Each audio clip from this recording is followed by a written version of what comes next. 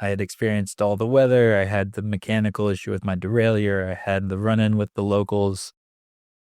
And then, the crash. You just heard Alden Roth describing some of the obstacles he faced to complete the Silk Road Mountain Race, a mostly unsupported 2-week-long event through the vast grasslands and over the towering mountains of Kyrgyzstan.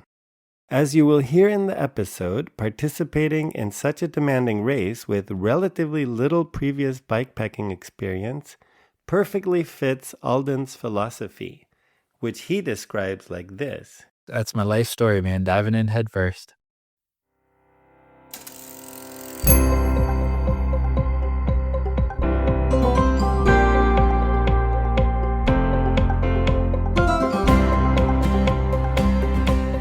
You're listening to The Accidental Bicycle Tourist. In this podcast, you'll meet people from all walks of life and learn about their most memorable bike touring experiences. This is your host, Gabriel Aldaz. Hello, cycle touring enthusiasts. Thank you for taking time to listen to another episode of the Accidental Bicycle Tourist podcast. Those of you who listened to the previous episode know that Aileen Crotty founded the Film by Bike Festival in Portland in 2003. After running Film by Bike for more than 20 years, Aileen handed over the reins to Alden Roth and Eric Dowds. Furthermore, Aileen recommended that I have Alden and Eric on as guests on the show. So just like that, here's Alden. Thank you so much for being a guest on the Accidental Bicycle Tourist podcast. Oh, thank you. I'm happy to be here. Taking over Film by Bike can only be described as diving headfirst into a project. A lot of other people, maybe myself included, would have started off by selling popcorn at Film by Bike or getting an internship at a local festival, but you just purchased this festival right off the bat. So I want to rewind now and ask you, when was the first time in your life that you can recall that same feeling of diving in? Because I have a feeling it wasn't the first time with Film by Bike.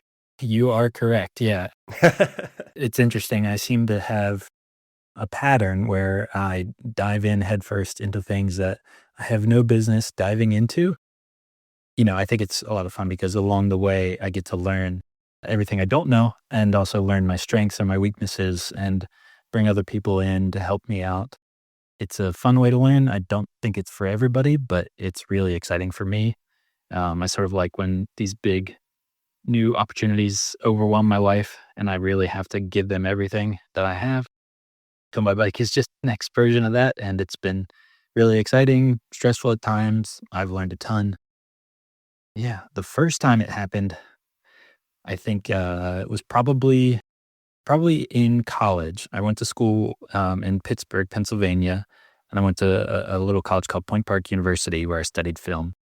In the second semester, my friends and I were sort of trying to decide what we wanted to do for the summer. Did we want to do an internship, or did we want to work at a camp for the summer, or just not work at all and travel? That was my preferred option. Me and my two other friends, Dan and Mike, one night when we were talking, we learned that Mike had never been to the ocean. And so we thought, we got to take you to the ocean this summer. We were all three filmmakers or budding filmmakers in film school. And we said, the Atlantic Ocean's only like 4 hours away, but screw that. Let's drive across the country all the way clear to the Pacific Ocean. Sort of the plans just started snowballing from there. It was then like a week-long trip and then a month-long trip. And let's do this massive road trip. Let's film the entire thing. We were like, we're not going to bring a ton of money for food. We're just going to see how we can get by. And then we ran a Kickstarter and got a little bit of funding from friends and family to film it along the way. And that was sort of the first time I dove truly headfirst. Yeah. And how did it work out? It was a wonderful trip, one of the best times, one of the fondest memories that I have. The film has since gotten lost in post-production. After we finished, once we got back to college, school took over and we slowly chipped away at it. And then after college, life and work took over and we've continued to slowly chip away at it. I am excited that it's been a little bit over 10 years now, which is kind of embarrassing, but I have a really strong urge to fulfill the Kickstarter and give everybody the rewards. And that's hopefully going to happen this year. Oh, that's pretty funny. Yeah, I forgot about that aspect of the Kickstarter. Right. Yeah, most of the people I think have forgotten. I remember the taking the money part. I don't remember the giving anything back part. Yeah, no, we have one very dedicated stranger, oddly, that emails me about once a year and says, "Hey, what's the update? I gave you like $50." And I'm like, "It's coming, man. I promise. We're working on it." We only raised a little bit over $5,000 or $6,000, and it was, like I said, mostly friends and family, so nobody's beating down the door. But my aunts and uncles do love to, at Christmas, they're like, "Hey, how's that movie coming along?" Okay, so it's a running joke now. Yeah, it is. It is. And one day I'm going to have it done and I'll be able to be like, "Here it is. No more jokes. The monkey is off my back." Well, that sounds good. People are waiting for it. The first hint that you would take over a film festival is that you were a student in film school. And so that's one aspect of it. And then the other aspect of it is what's relevant to us on the podcast, the bicycle. Can you describe a little bit about your relationship with the bicycle from maybe the earliest days? Yeah, absolutely. My parents have long been bicycle riders. On their 10-year anniversary, they took a tandem bike to Ireland and bike toured around Ireland. And then a couple of years after that, they came back and they had me and put me in a trailer. So I would ride in the trailer on the back of their tandem. And then once I was old enough, I moved up to the tag-along bike where I actually got to pedal. And then my younger sister, she sat in the trailer. And so we had this long 4-person bike train that would go around town and on little overnight trips. That's my earliest memory of riding a bike. So it was actually touring.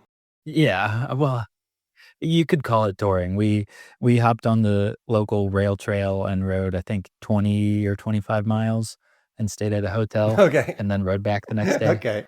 It was not certainly a big, long tour. Hey, it's an overnighter. Yes, it was an overnighter for sure. Bikes were just sort of always a part of my life, mostly a way to commute. When I was a kid and didn't have access to a car, I would ride to my job, working at a friend's farm, or in college, I worked at the movie theater and I had to bike to the movie theater. It wasn't really until after I graduated college that I started getting into cycling for fun. I had fun when I was commuting, but, for the purpose of just riding the bike to ride. So yeah, I started doing overnights here and there and eventually went on my first big tour, which it wasn't really big by any means, but there's a really popular trail from Pittsburgh to DC. At first, you're on the Great Allegheny Passage, which is a rail trail. And then after about 150 miles, you hop on the C&O Canal, which is a canal that parallels the Potomac River and goes all the way to the capital of the United States. So that's like a 330-mile ride. And I did that, I think that was in 2018 or 2019. And it's just snowballed from there. Were you doing other sports at the same time? Yeah, running's always been, well, no, I shouldn't say always. Running over the last 5 or 6 years has been a huge passion of mine. Once again, as I dive into things head first, I dove headfirst into ultra running. Oh, no. Okay. Running races that are beyond your typical marathon. I had signed up for a half marathon out in Arizona, and it was supposed to run through some slot canyons. And then a week before the race, I got the map and realized that you had to run the 50K if you wanted to run through slot canyons. And I said, well, I flew all the way out here. I want to run through slot canyons. So I guess I'm doing the 50K. And so my very first truly competitive race, I ran a 50K in a completely abysmal time. And then instead of saying, that was tough, let me dial it back, let me go for a half or a full marathon, I said, that was a lot of fun. Let's go for a 100-miler. Oh, no, wait. Okay, hold on. Yeah. So first of all, I spent the latter part of my childhood in Flagstaff, Arizona. So when you say slot canyons, are you talking about something like Antelope Canyon? Yeah, so the race was actually called the Antelope Canyon Trail Race. You had to do the 100K if you wanted to run through the Antelope Canyon, Oh, but you got to run through some lesser known slot canyons if you did the 50K. okay. And you had expected it to be a half marathon, so 21 kilometers. Correct. That's what you were expecting. And Yeah. then you just, like, on the fly dialed it up to 50K. That's incredible. I've run a half marathon, but I didn't feel like doing it 1.5 times again after I was done. Right. Yeah, I don't know if I would say incredible or stupid. It was really hard to walk for the next few days, and I was pretty out of it for a while. But it was a good type 2 fun experience where a week or more later, I was like, yeah, that was great. Let's do it again. Not only that, you said you wanted to go up to 100 kilometers running. I went up to 100 miles. 100 miles running? I can't even fathom that. Yeah, it's a big undertaking. Like 100 miles bicycle ride. It's a century ride.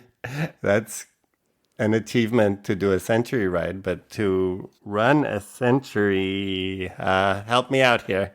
I mean, to prepare for it, it's similar to preparing for a century ride. In a century ride, you need to spend a lot of time on the bike and get used to it, sort of miles in the saddle idea. Similar for running 100 miles. You have to run a lot and get your body used to that effort that you're going to put it through. You have to test out your nutrition. You have to know how your body's just going to act after you've run for 12 hours or 24 hours, or in my case, 31 hours. Your body does weird things when you don't sleep. 31 hours? That's how long it took for my first 100 milers. Yeah, 31 hours. Again, I can't even conceive of that. Yeah, I don't know that I would recommend it, but I always enjoy my ultra marathons. Okay. I think I just should have gotten more training in before I tried to dive in. I definitely bit off more than I could chew that first time around. Isn't there some cutoff time where they'd come around in the sag wagon and say, all right, that's enough now? Yeah, they do. It depends on the race. The one that I was doing, the final cutoff for finishing was 32 hours. So I was, I was walking my little butt as fast as I could, trying to get to that finish line. And where was this? This was here in my home state of West Virginia, down in the New River Gorge. Phew. And how long ago did you do the 100 miler? That first one was in 2021, and then I've done 2 more since then. Okay. Not only have you gone deep with the film festival and with the running, your bicycle touring ambitions did not stop with the Pittsburgh to Washington, D.C. ride. What's the next step for you in touring? When I did that original ride from Pittsburgh to D.C., there were a couple complications where we had to get a shuttle from a couple places, and we didn't actually ride the entire trail. And so a couple of years later, I went back with my friend Eric Dowds, who's one of the co-owners of Film by Bike. We tried to do the trail again in the winter. And that was a really dumb idea because it was covered in snow and we didn't have fat bikes. So we had to abandon our second attempt after 4 or 5 days.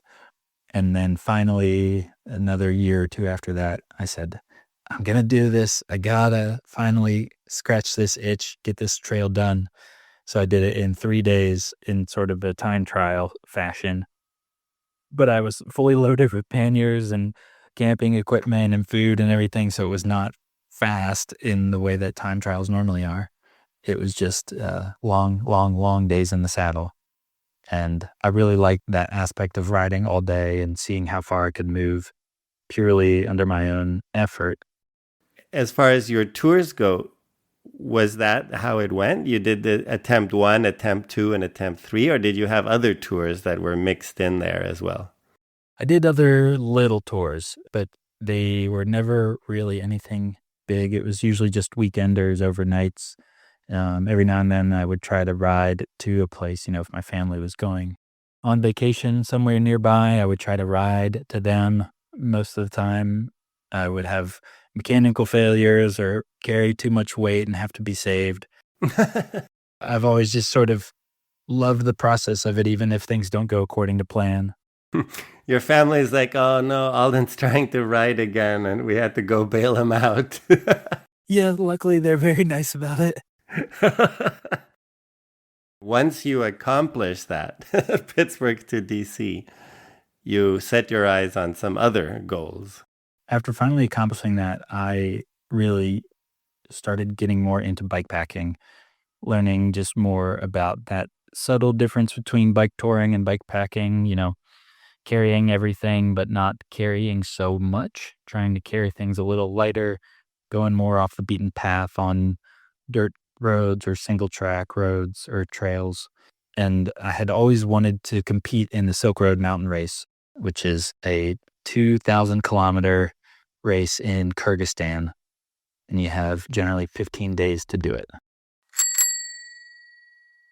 The Silk Road was an intricate network of Asian trade routes that was active from the 2nd century BCE until the 15th century, eventually linking Cairo and Constantinople with the Pacific coast of China. The name Silk Road was coined in the 19th century, recognizing that silk textiles were one of the most valuable commodities transported along the route. 3 branches of the Silk Road crossed the rugged Central Asian country of Kyrgyzstan. The famous route between Samarkand and Kashgar crossed the 3,000-year-old city of Osh, the starting point for the 2025 Silk Road Mountain Race. The stars sort of aligned last year where I put in my application, they accepted me, I was able to take off work, and I, again, just dove headfirst into a 2,000 kilometer race that I had no business doing. But there we were. All right, so we got to break this down a little bit because the Silk Road Race is known as one of the most grueling backcountry races in the whole world. I mean, it's in Kyrgyzstan. I want to know more details. You went over it very quickly. How did you even hear about it, first of all? Most people in the United States do not know about it. Either the first or second year that it was happening, I saw them. They do really good media coverage on Instagram and other platforms. And so I saw the photos on there, and I just sort of struggled to wrap my head around the enormity of it. But I thought, wow, that's really cool. The landscape looks really beautiful. I've always loved traveling abroad, experiencing new cultures. Just, the idea of doing that with a group of people, they're all following the same course, but you're not necessarily doing it together. You sort of get that community, but you also get that solo experience. It just all sort of checked all the boxes for me. And I was like, yeah, I got to try that one day. All right. So then let's talk about this application process. What do you need to do? It's almost like a job application, actually. The race is really, really incredibly tough. You do several mountain passes that you'll have to forgive me. I'm not great at converting feet to meters, but there were several mountain passes over 12,500 feet. So I believe that's over 3,000 meters. Yeah, that would be between 3,000 and 4,000 meters. That's way up there. Yeah, it is. And you spend sustained time above 10,000 feet for the majority of the time. So even though the race is in August and you would think that would be the heat of summer, you can fully expect wind and hail and even snow. At one point when I was there, we got down to probably below 0 degrees Celsius. Mm-hmm. So the application is really vetting people and making sure that they are able to do what is required of them in the race. You have to sort of put your resume of endurance efforts that you've done before. So, I listed all of my attempts of this stupid trail from Pittsburgh to DC. I included all of my ultra running efforts, included backpacking efforts, and then you also have to answer sort of essay style questions that say, okay, if you fall in a river and it's cold outside, what do you do? If it's 40 degrees Celsius and you're dying of heat stroke, what do you do? And so you have to answer all these questions and show that you have enough knowledge and enough experience to be able to survive in this race, because the race, there's zero support. Well, not zero. There's very little support. The only support you get is at the checkpoints where there's mutual aid.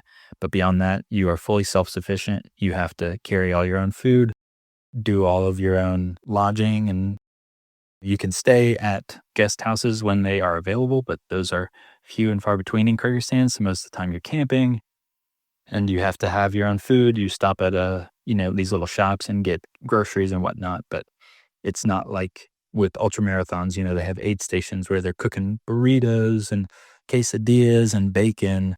None of that is really happening in the Silk Road mountain race. You're very remote for extended periods of time, and you got to be able to take care of yourself.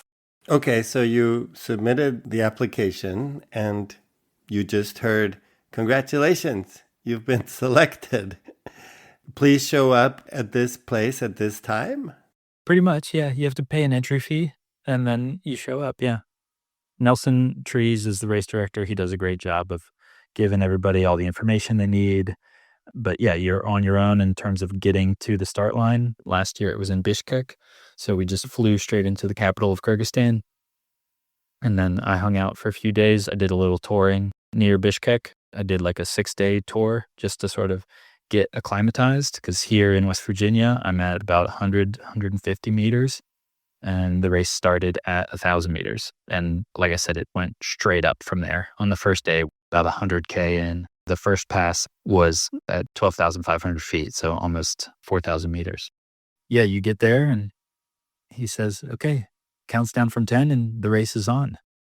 Let's talk a little bit about what your bicycle and gear were like. It's not something that I usually emphasize too much, but for something as extreme as the Silk Road mountain race, I think it'd be nice to know what you were riding and maybe what gearing you had.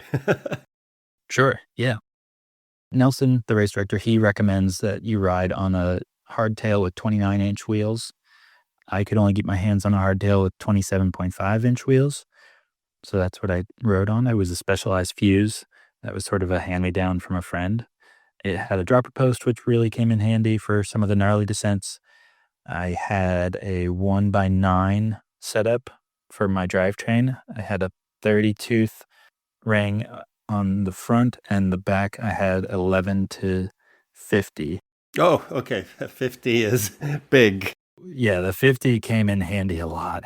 Lots of the climbing is very steep. Well, I always say when in doubt, get more gears. Yeah, absolutely.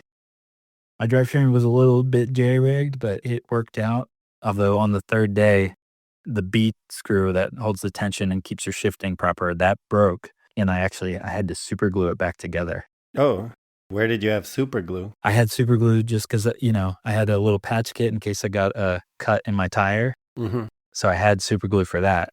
And I said, well, I'll just use it on my derailleur and hope that works and hope I don't get any sidewall cuts. And crossed my fingers and everything held. Wow. Let's just back up to day one. So on day one, the director says go, everybody sets off. First of all, how many people competed in the event that year? I believe it was 175.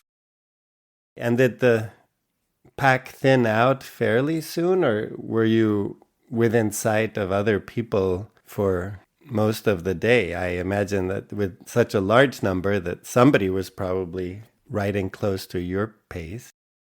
Yeah, the first day we were all pretty close. As we're leaving the capital city, we immediately hopped on some single track, and so that really spread everybody out pretty quickly. But like you're saying, with the 175 people, I was in the mid to back of the pack on the first day.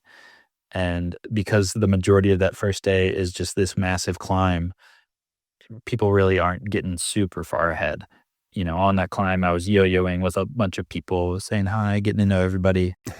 After that, on the second day is really when it spreads out. And then I sort of hung with the same 10-person crew for the rest of the race. Oh, cool. So you kind of made your own little gruppetto. Yeah, I did. It's really fun. I'm going back and doing the race again this year.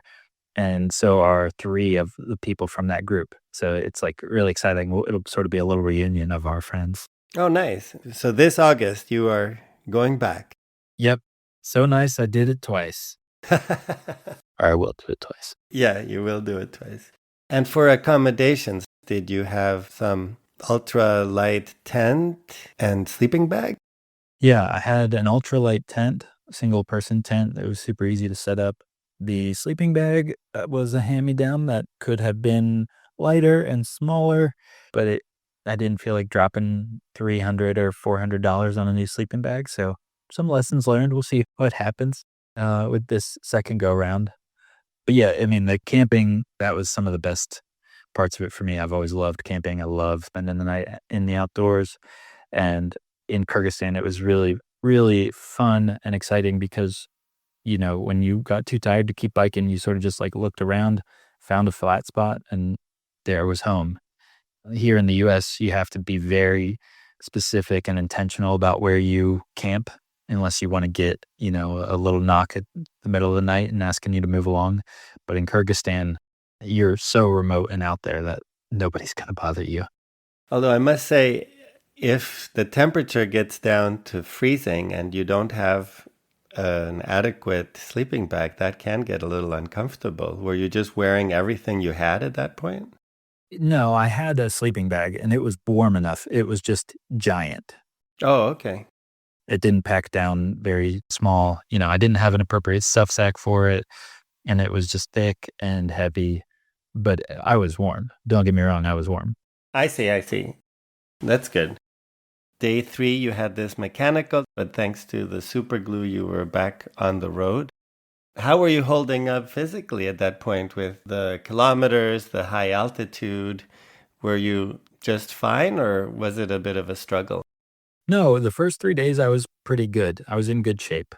Before that race, I hadn't really done anything over 500 miles, which, I wasn't going to get there until the 5th or 6th day. So the first 3 days, I was in good shape. I felt good.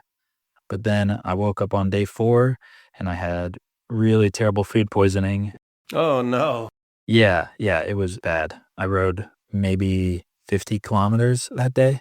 I was dehydrated, like dizzy, like it was really bad. I found a little guest house.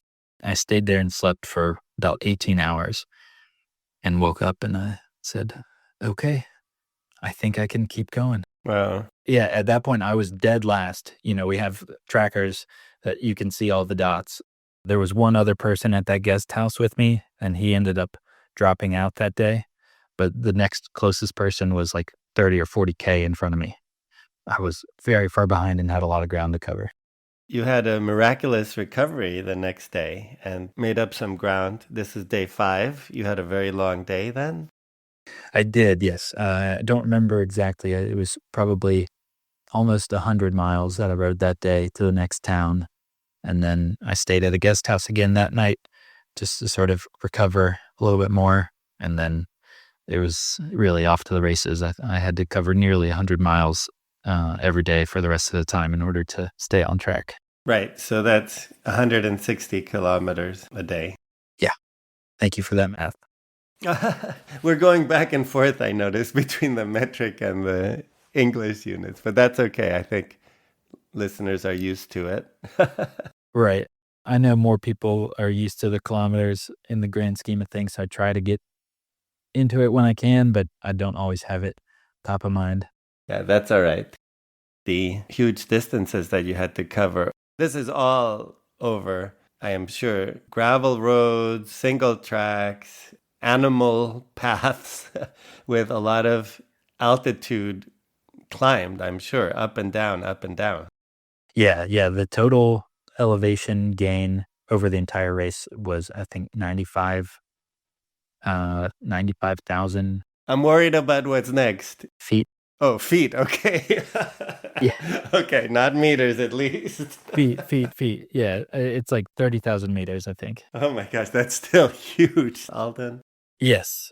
The next week or so, that's when the real fatigue set in. I would have to drink several energy drinks every day and eat as much food as I could, but the resupply was not great. These little stores in these remote towns don't have a ton of fresh produce. They don't have stuff that's healthy for you. So a lot of my meals, I would eat maybe 12 to 15 Snicker bars every day and then have 2 packs of ramen for dinner. Snickers powered. 15 a day. Wow. When you're in the middle of a bike race, you don't care about how healthy it is. You just want to know if it's got calories and carbohydrates and protein.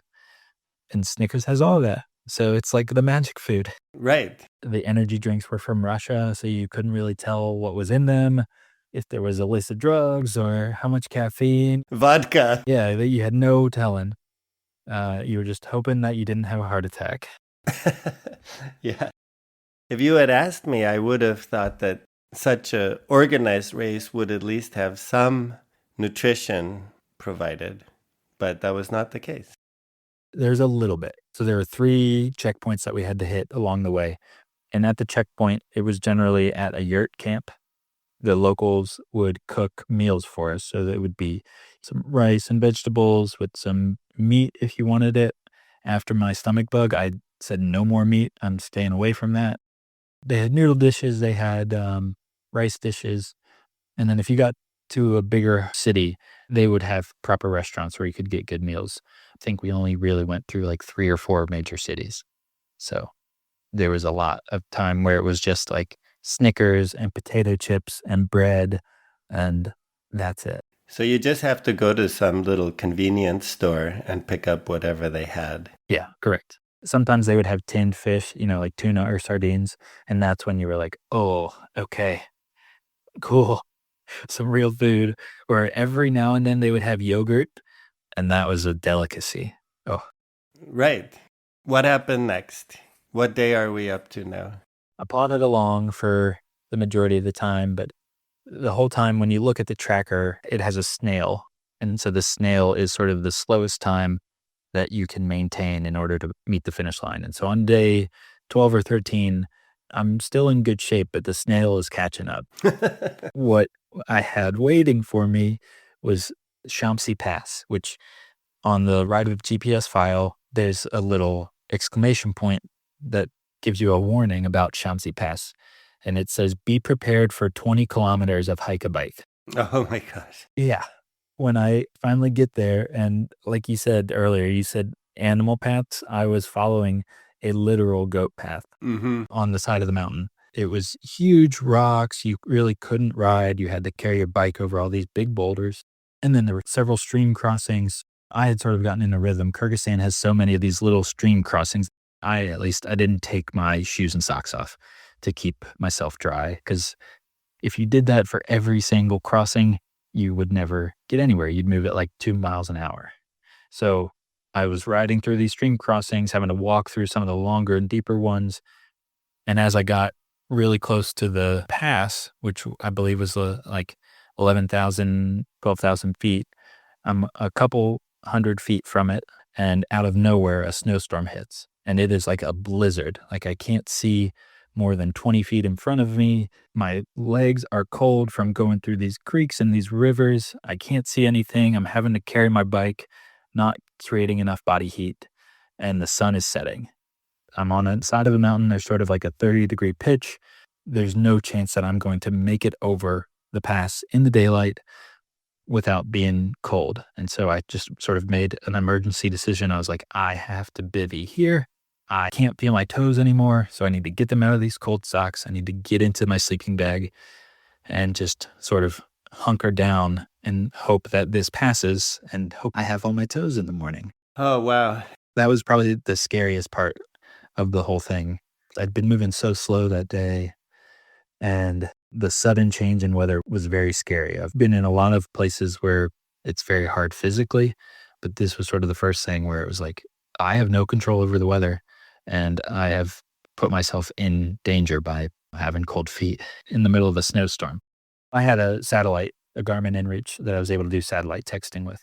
I've sent my parents and my friends a text and said, I'm very cold, but I think I'm okay. I'll text you in the morning. 6 a.m. rolled around and I was cold, but I seemed to have all of my toes intact. Mentally, you had to really be focused to not panic in that situation. I would say I came very, very close to panicking, but the whole purpose of the application, going back to that, was like they literally explained this situation that I found myself in, and I had answered them how to remedy it. I followed my logic, my rules. I was okay, but it was definitely very, very scary. In that case, those essay questions were much more useful than the ones on a college application. You actually got to apply your answer to a real life situation. I did, yeah. Wow. Okay. Have you ever considered taking film equipment with you and making a film, since you're also a filmmaker yourself? Yes. I mean, I have 2 films that, like I said, that feature film from college has been stuck in post-production. I also have 2 other short films about the various Pittsburgh to DC attempts that have been stuck in post-production. So everything is stuck? It's all stuck, man. Work is just too much, and I get excited about one project and the other one sort of sits on the back burner, and then, yeah. But I should talk to my therapist about that, really. I loved it. I carry my camera with me. It used to be basically permanently attached to me. It's less so these days, but I'm always working on some sort of film, whether it's a short or a longer short film. Were you a person that documented their everyday on film? I was, yeah, for about 2 years. I made a little video and posted it on Instagram every single day. That's a lot of material. It was. That's my life story, man, diving in head first. Since you're diving in, and you seem to be rewarded for diving in, then we have to take a very brief detour to Filmed by Bike. That's in Portland. You're in West Virginia, clear across the country. How did you even find out that Aileen had it for sale? Well, I had made a short film a few years back that was focused on a local brewery in Pittsburgh. They made a specific beer that was themed around bikes. They would take it from their brewery to a local bar by bike. So they loaded up trailers and other things with kegs, and then they would ride the beer over to the bar. I made a little film about that, and it was accepted and screened at Film by Bike. And that's sort of how I became aware of the festival. Like with the Silk Road and like with many other things, I think I just saw a post on Instagram that said, Film by Bike is for sale. You know, it must have been a really boring day or something when I thought, yeah, diving headfirst into one of these really overwhelming challenges sounds like a good idea. I told my good buddy Eric about it, and we took a meeting with Aileen, learned more about the festival and how it worked and what it would be like to take it over. And we quickly realized that it would be completely all-consuming if just Eric and I did it. And so we managed to rope in a ragtag group of friends and family members that are also cyclists, and some of them are also filmmakers. So we have sort of this really fun team of 10 people that have shared the love and experience and burden of bringing this festival back to life. I'm definitely in it head first and overwhelmed at times, but it's nice to have this team working together, and it's very exciting that we're going to bring it back in May.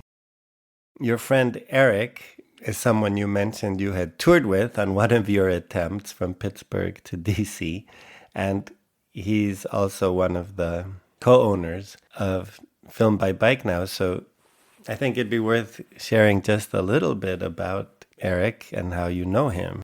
Yeah, absolutely. I can share a little bit about how we met each other. Eric has done far more touring than I have. I think he's closing in on like 15,000 miles over his lifetime. He lives with type 1 diabetes, which is a really interesting combination to pair with touring. Touring and riding your bike is already hard enough when you also have to worry about monitoring your glucose levels and making sure that you inject insulin at the right times and the right amounts. Like, it's a whole nother level that I never thought of having to take into consideration. I mean, your 15 Snickers a day would not work for Eric. No, it would not. So he wrote an article in Adventure Cyclist that I read. My mom gave me the magazine and said, I think you would like this article about this guy with type 1 diabetes. And so I read it and started following him on Instagram. And one day he put a post up and said, does anybody want to be a pen pal and send postcards to each other? And I've always been a lover of snail mail, so I replied and said, count me in. We started trading postcards and got to know each other better. And then when he was moving from New York to Denver a few years ago, he said, hey, I think my moving route is going to come directly through your neighborhood. Do you mind if we meet up and hang out, have a beer, maybe go for a bike ride? And I said, yeah, of course. So we sort of met in person and it was really great. We clicked. And then a couple years later was when we did that ill-fated winter attempt of the Pittsburgh to DC ride. Eric's also a filmmaker. And so we bonded over that and just became closer and closer friends. And when I saw the post about Film by Bike being for sale, I knew Eric had been a juror for Film by Bike before. So he had a similar but different experience to mine. And I thought, well, if anybody's going to be interested in this crazy idea of mine, it might be Eric. And it worked out. Now let's get back to the race. Yep. Let's see. You faced health issues with the food poisoning. Yeah. You faced inclement weather. Yeah. You faced the snail. The snail. You faced the snail that was getting closer. And that's very unnerving, by the way, to have electronic snail catching up. Did you face any problems with the locals? I'm sure that by and large they were friendly, but did you have any encounters with locals that were unpleasant? Yeah, I had one encounter that was unpleasant. I don't love sharing it. I will share it with you, but I don't want to give Kyrgyzstan and the local Kyrgyz people a bad rap because by and large they were very friendly. They were excited to have us there. And they were very welcoming, invited us into their homes. They fed us. It was really a wonderful experience overall. But unfortunately, I did have one experience where I rode into a town and I asked where the store was. And a couple of kids showed me. And as I walked into the store, an older man walked in with me. And he just sort of started demanding that I buy him a soda. I was just like, no, I'm not going to buy you a soda. He kept accosting me and I could sort of tell something was off. I couldn't tell if he had a mental disability or if he had been drinking too much because he was sort of slurring his speech and not making sense. So I wasn't sure what the issue was, but I could tell that he was mad at me for not buying him a drink. In hindsight, maybe I should have just bought him a drink. I was just in a rush. I didn't want to fool with it. And so I told him no. And then he followed me outside. And as I was sort of taking all the food I had purchased and putting it in the various bags on my bike, he became very belligerent and just started yelling at me, saying like, buy me a drink, give me money. He's saying all this in Russian, and I spoke very little Russian. So there's a little bit of a language barrier in that way. But I understand that he wants something from me, and I'm trying to tell him, no, I won't give it to you. As I finish packing everything and go to leave, he grabs my handlebars as if he's going to take the bike from me. That was the final straw. I pushed him a little bit and just started yelling at him. I just kept saying "niet, niet, niet," which is no in Russian. Finally, one of the kids that had showed me where the store was came over. In Russian, he told the guy, this is a tourist, don't mess with him, leave it. And he was sort of able to pull the old man away. And then I rode off. It was a very scary interaction because I wasn't sure if the kid hadn't come, was this guy going to fight me? Was he going to whip out a knife or something? I had no idea. Definitely an isolated event. The man was, more than likely intoxicated, I would guess. Yeah, I think so as well. That could happen here in the U.S. Oh, definitely. Again, I don't think it's representative of the Kyrgyz people generally. No. It was very much an isolated, probably, like you're saying, alcohol-induced issue. Unfortunately, yes, you also checked that box of having one scary encounter with a person during the race. All that's left for you to do is crash. Yes. I couldn't remember if I told you about the crash. And I was like, well, there's still the crash. Yeah. There you go. That's the full complement now. Yep. I had experienced all the weather. I had the mechanical issue with my derailleur. I had the run-in with the locals. And then, yeah, the crash. When did the crash happen? That happened on the second to last day of the race. I was about 160K from the finish. There was only one little town for resupply left called the Oasis at the bottom of this massive descent. It was probably a 10-kilometer descent. I was really excited. I'd heard that there was a restaurant there that had really good food and they would let you charge your electronics and they might even let us sleep there. And I said, oh, okay, I'm so excited. I got a little too ahead of myself and was just bombing down this hill. And out of nowhere, a drainage ditch sort of came along and I couldn't stop in time to take it easily. And my front wheel just slammed into the ditch and immediately just sort of bent in half. And then I got flown over the handlebars. I landed on my head. Oh, wow. And my shoulder.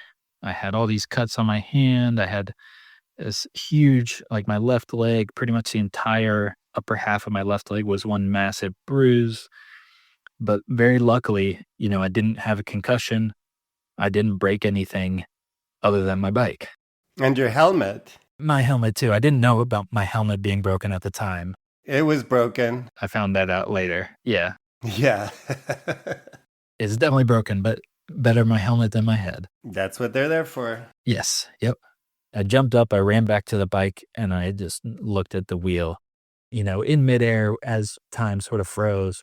I was like, oh, no, this is awful. This is going to hurt. Hopefully my wheel's okay. And then when I finally landed and recomposed myself and looked at the wheel, I said, no, it is not okay. I mean, it literally was bent in half like a taco. That's why they call it tacoed. Right.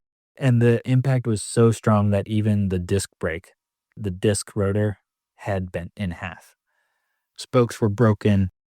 The rim had cracks in like 3 or 4 places. Not cracks, completely bent and broken. But luckily, I had connected with some Americans that worked at the embassy in Bishkek. They like to ride bikes. I called them and I said, do you know a bike shop in Bishkek that would have a spare wheel? And so they started calling around and, of course I had a very specific wheel. I had like a 110 thread boost wheel that is not normal for that part of the country, but for whatever reason, this little bike shop in Bishkek had just bought one off Facebook Marketplace from a guy from China. Oh, wow. They said, okay, we have the wheel. You just have to get to Bishkek. So then I had to walk 5 kilometers to that next town where the restaurant was, but I had to carry my bike with me the whole time. When you said you had to carry the bike, was it carry, or were you able to wheel it along on the back wheel somehow? So I tried to wheel it with the back wheel at first, but with the way that my weight was distributed on the bike, I had a lot of bags on the front fork and in the frame. The way it was, my pedal kept hitting my leg, and then I would bang the fork off of the road every now and then, and I was like, this is not working. With a spare inner tube, I figured out a way that I could sort of hoist it on my shoulder and walk pretty briskly, but it meant I had to actually hold the whole thing. And I think my bike, with all of my food and everything, it weighed about 35 kilograms. That took me nearly 2 hours. And then I got there, I had some dinner, and I asked the restaurant owner, I said, can I get a taxi from here? And he said, yes. And as we were talking about where I wanted the taxi to go, one of the guys that was eating, he was a truck driver, and he said, I'm going to Bishkek right now if you want to go with me. Perfect. And I said, yes, please. Thank you.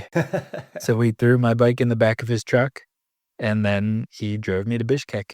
I trusted this man with my life. I fell asleep in the car and woke up, and thankfully I was back in the middle of Bishkek and not somewhere that I would have no idea where I was.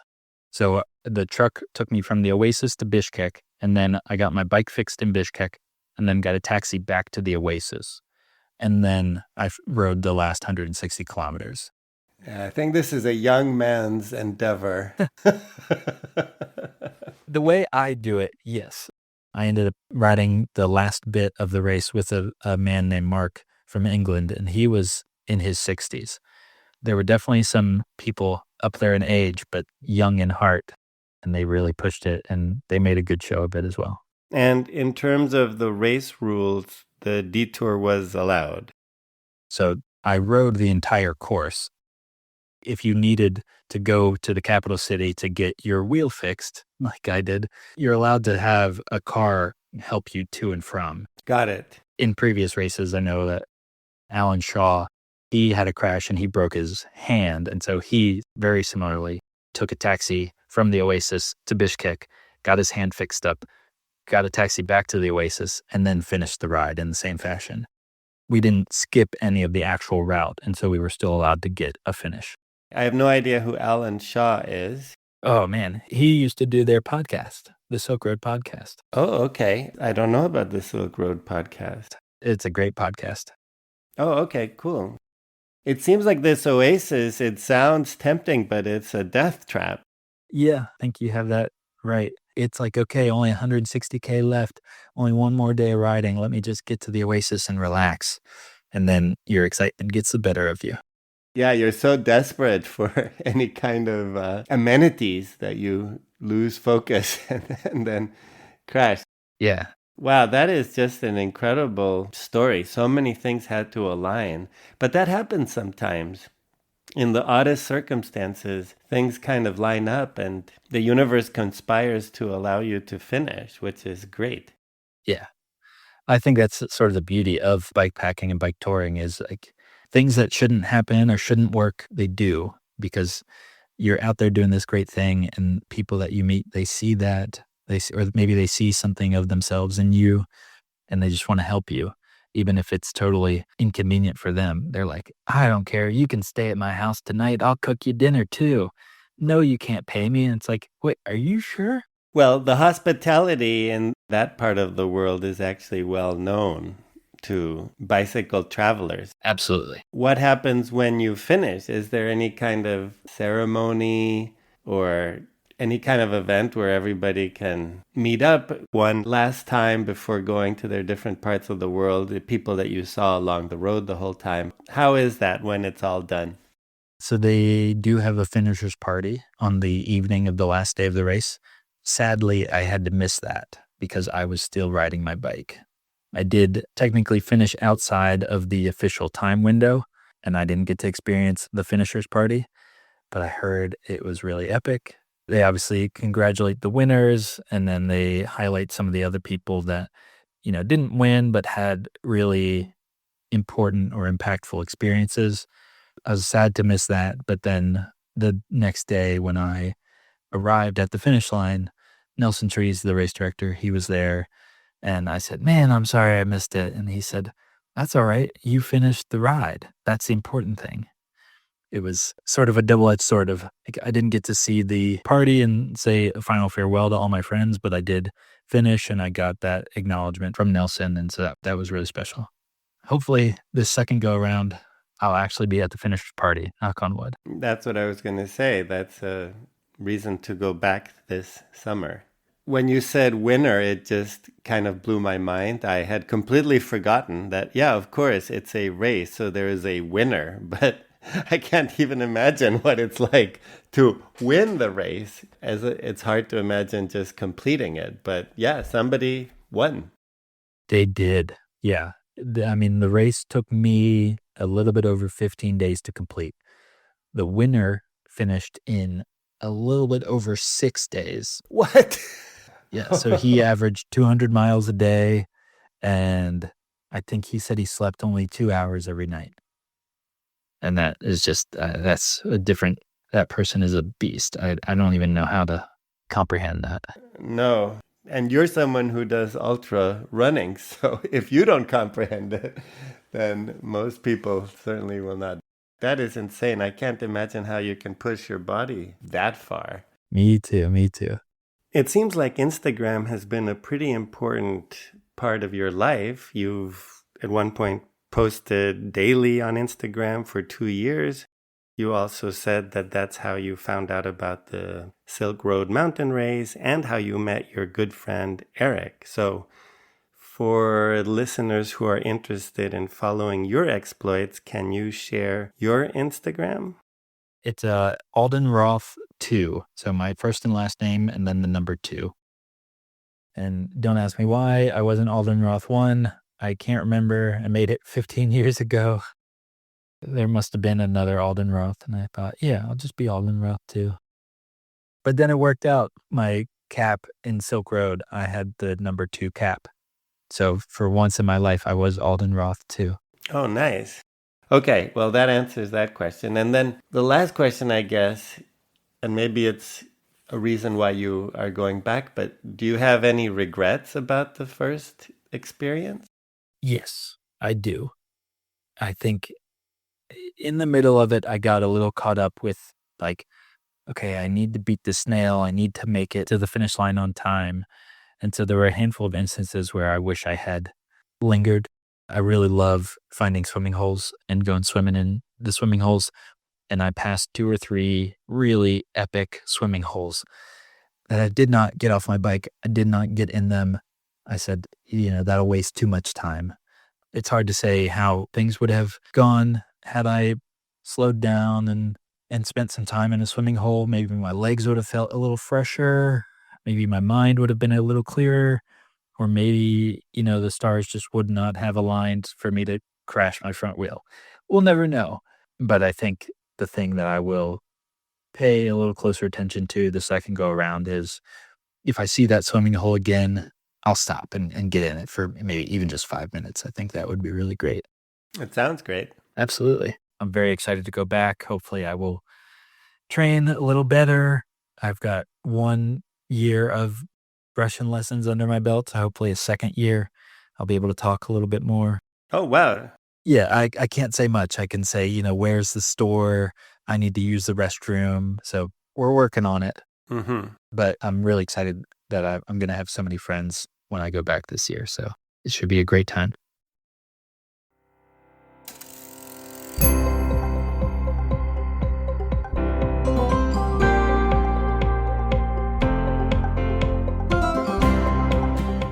The transcript for this episode is available on the Accidental Bicycle Tours website. I welcome feedback and suggestions for this and other episodes. You'll find a link to all contact information in the show notes. If you would like to rate or review the show, you can do that on your favorite podcast platform. You can also follow the podcast on Instagram. Thank you to Anna Lindenmeyer for the cover artwork and to Timothy Shurtell for the original music. This podcast would not be possible without continuous support from my wife, Sandra. And thank you so much for listening. I hope the episode will inspire you to get out and see where the road leads you. Come May 11th, the main 7 of us are descending on Portland, and we'll be there for a week to ride bikes with people and get the word out. You missed the chance to say the Magnificent 7. I'll have to keep that in mind next time. That's good.